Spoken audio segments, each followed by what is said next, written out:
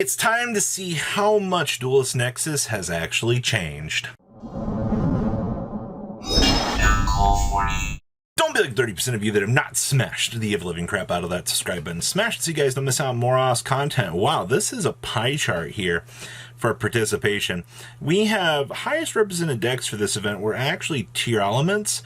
And yes, that is everybody's favorite Runic out here, taking down an interesting just participation. We also had Holactie over here showing up. We have a list for you. That's actually really rare to see. We also had Kashtira, Minkanko, good old Pendulums, Labyrinth, and Purely over here as well. Now your one-ups, this is going to be a pretty big story that you're pretty used to. I mean, you have essentially everything under the sun. I see Heroes, Eldritch, Altergeist. Keep in mind that only one Altergeist showed up for this event, and it ended up topping, which is kind of interesting in itself. We also had some dinosaurs, some Shaddoll, some Sky Striker.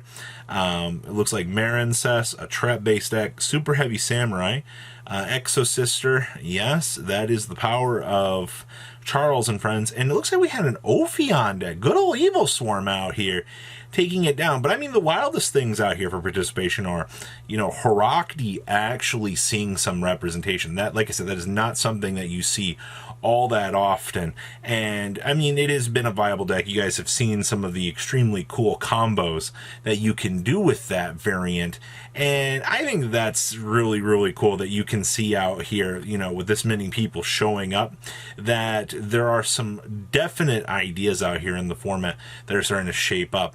Honestly, though, this is very diverse. If, only 2 purely players showed up after new support, you kind of got to ask yourself, like, is the deck really that much of a dominating force that you really need to worry about it? Well, I got to answer that question for you here. Top cut for this event, we had one Infernal Knight locking it down into top cut, which is actually pretty impressive. I've watched combos for that deck, and I think that deck is one of the coolest decks that you can actually play through in terms of like full combo, because nobody really thinks about like all the little intricate plays that the deck can actually do.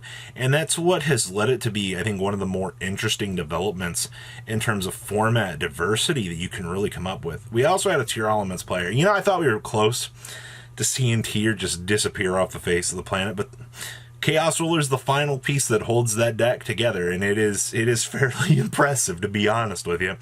We also had good old Super Heavy Samurai. That one Super Heavy player pushed its way into top cut. Same thing with that one Altergeist player, actually. Speaking of, both of these one-ofs out here grinded their way on in to the top cut here to show us that, you thought that you were going to be done with these decks. No. They are still here, and they're still kicking. And Altergeist getting a new wave of support actually did help out the deck pretty well here. Now, do keep in mind, out of our 2 purely players, we did have one advance into top cut. Unfortunately, it wasn't both of them, but I mean, like, you can't be too upset to see your conversion turnover. I do believe Purely ended up winning this event overall. We also had one Mathmech player. Yeah, Mathmech is just... Even now, the OCG is starting to find out that this deck is actually insane.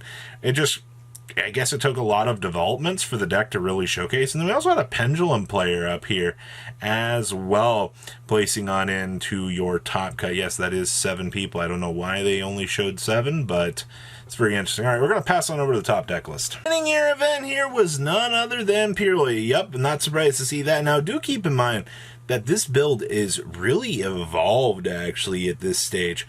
We are still playing the Rainbow Bridge of Salvation, yet we've seen that card orbit into another reality as of late for the format. But you see Drone Lockbirds here to stop your opponent from getting filtering options.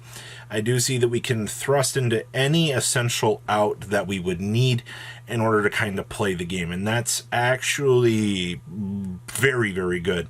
We play Herald to take care of the mirror match, which is also fine. Being able to toggle 4 barrier in the mirror is actually kind of disgusting. I like that. So that we are playing one of the punishments down here, number 13 in the extra deck. It's kind of cool to see that that's getting the chance see some play. We're also only playing one of the new cat in here. We're actually not even playing the new trap. We don't even need it. We just play the one new extra deck resource, and it looks like we're kind of off to the races. I mean, like, the deck has become essentially, you know, so well-rounded at this point in order to kind of handle every situation that is thrown at it at this stage. It really has kind of gone through its, like, renaissance. You know, the base has been formed. Every little new piece of support you kind of throw at it at this stage in time just strengthens the overall concept of this, which is fine. I mean, that's really what you want to see at this point is, you know, how much can we really add into the equation here to strengthen the deck? And, well, it just so happens that off of this round of support, only one of the new cards ended up seeing play. So, incredibly strong for that. Oh, boy, Altergeist, you know? Triple Poonguri in here. Well, you know, I was wondering how we were going to go about playing this deck, and you're still going to play an extremely heavy trap board. I do see that we are playing Small World in here. That's actually kind of interesting. All of the Altergeist stuff does fit the requirements to be different types of monsters. That's kind of cool. You don't really see a lot of people give consideration to that in here. Actually, I haven't at this stage in time, so that's actually kind of interesting to see. Also, the inclusion of just two of the new monster. We're playing one of the older rock. You know, in terms of, like, new support going in here, you just dropped in one of the new Link. We don't even play the new fire monster that attacks directly, though I think that card is extremely good. This being a showcase of kind of what the deck is going to do here, actually looks pretty good.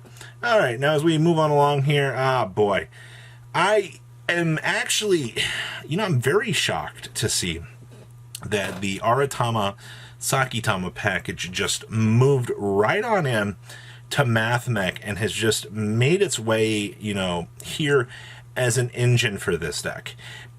It also being like a normal summon additional extension package means that it's going to be less mech C that you're really going to have to worry about as well.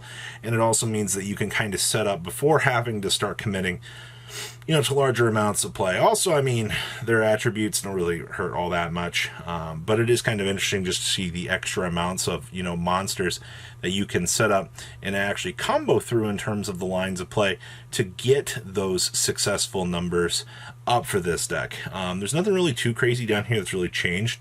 I see that we do play the one microcoder for the one sign at conflict down in the side deck, so a lot more options. I like what I'm seeing here. Next up is Tier Elements with Revolution Synchron. Now this is hilarious.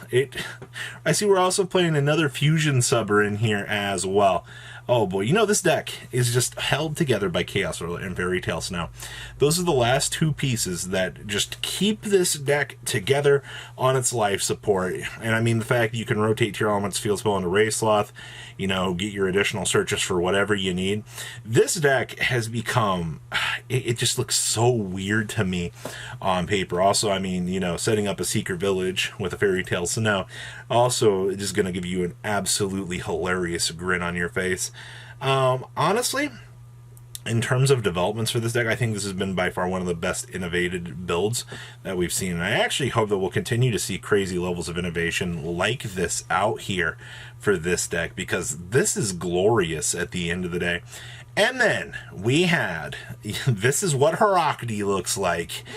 Oh boy, just one of each of the gods, that's fine. You play Wolves in here for milling special summon clauses. You do play one of the trap card, and you actually play one of each of the traps. One for Obelisk, and one for Slifer to get some draw power.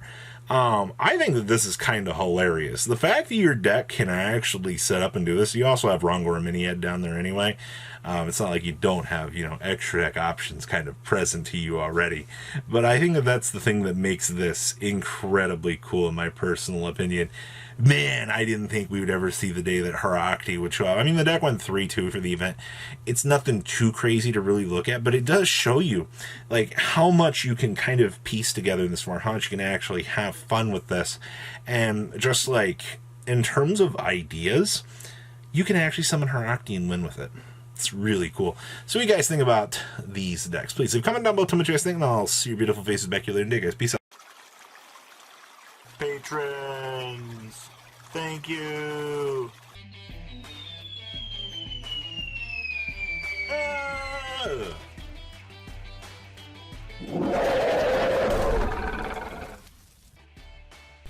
Thank you so much for watching. Check out these other videos.